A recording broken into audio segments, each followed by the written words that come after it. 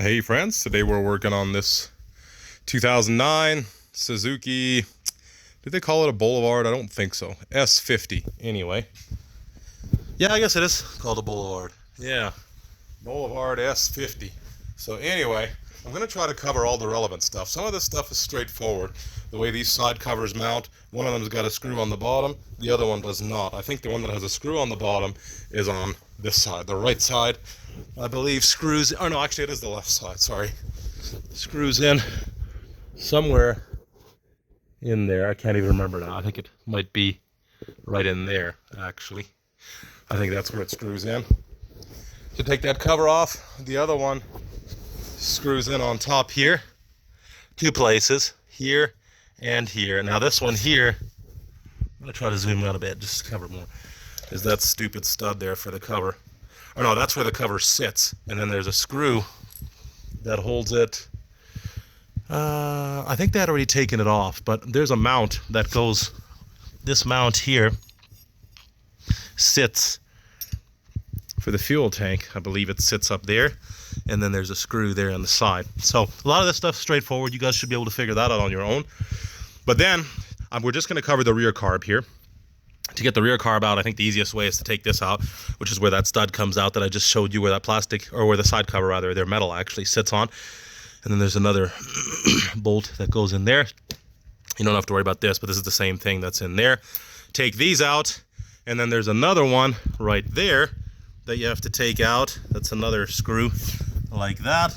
And then you have to go on the other side and actually take the fuse block off the box. So there is a screw right in there, and right there is a Phillips. You can't really see, but it's there. And then there's another one right there. Okay, we're going to take those off, and then we're going to slide that box out. We should be able to get the carb out. There we go. We got that one out, and that one out, all in right there. Now, should be able to just pull that box out. Now, sometimes they've got a hose attached to them. So right back here, you see there's a hose in there. And we're going to take that hose off first. Actually, I don't think we're even going to bother, because you can push it out. Just make sure nothing's hooked in up here with the wires and stuff. You can just push it out enough to where now we can just access the carb there. So anyway, I unscrewed it here already. And then, of course, I had to unscrew the top off the airbox housing there. I think it is on the other side. That stuff's all pretty straightforward. There was a boot here. This boot here screwed on there and there. I took that off already. That's laying under the bike as well. And now I took the fuel line off the carb, which is down at the bottom. It's pretty hard to get at, but it's right there. Took that off. Now we're going to see if we can pull that carb out without damaging anything. Usually there's lines and stuff connected to it. Actually went ahead and pulled the coil off here too. Make sure you don't lose any bits like that. These are spacers that sit underneath there. We're going to take that off. Just going to have that there. Make sure we don't lose any screws or anything. And we should be able to access everything a little better here. Now there's a cable that goes on the side of the carb there. I'm going to see if I can get that cable off in there. No, I don't think we'll even need to. I'm not quite sure how to get that off anyway. Oh, I guess we can just unscrew it. Maybe I will. You can see that cable right there. Just sitting right in there. I might take that out, but it looks like I can access the float bowl and everything here already, so maybe I'll just take it apart here and see if I can clean it up. This thing was running like crap. It was well, it would wide open, it would run fine on the one cylinder, but on the other, but then, yeah, at idle it would not. So I wonder if maybe our idle jet is plugged or something. But it was flooding it like crazy. You could see the fuel dripping out of the exhaust pipe here. And you could pretty much spraying out the back and smoke and oil, you know, getting oil, gas getting in the oil and stuff. So anyway, just gonna check this carb here. But yeah, I think we're gonna go ahead and take that one out, as well as the other one back there. Easier access from the other side. The throttle cable there. I think we're gonna take that out as well. Pretty easy to do. And then I should be completely free here.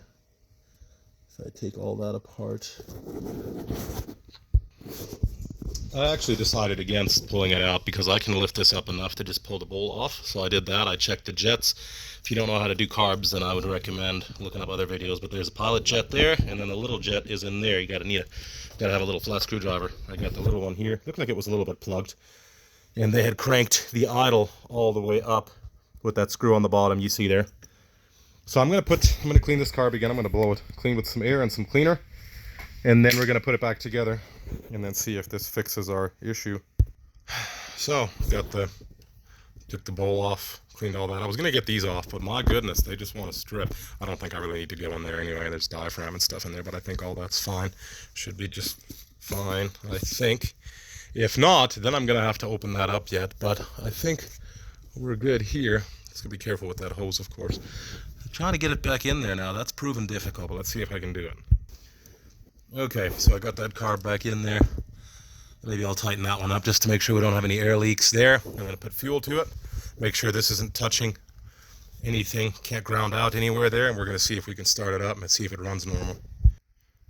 Okay, got it all together. Drained the old oil out with the gasoline in it. Put fresh oil in. Can't really tell there now, I guess, but I think you're fine because I just started it already. I was going to show you guys the glory of the first start, but I messed that up. But anyway, they had turned this idle screw all the way in. I backed it all the way off, and then it wouldn't idle. Then I turned it in a little bit, and, well,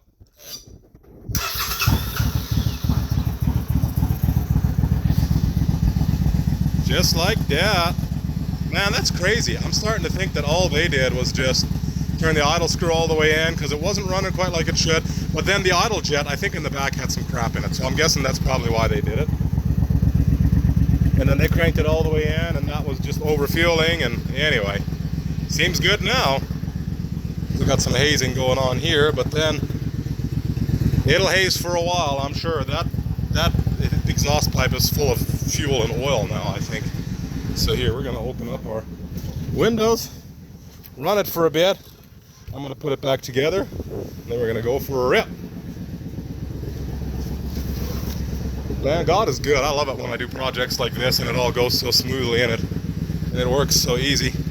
But anyway, of course, to reverse it, man, we got a hardcore breeze in here now.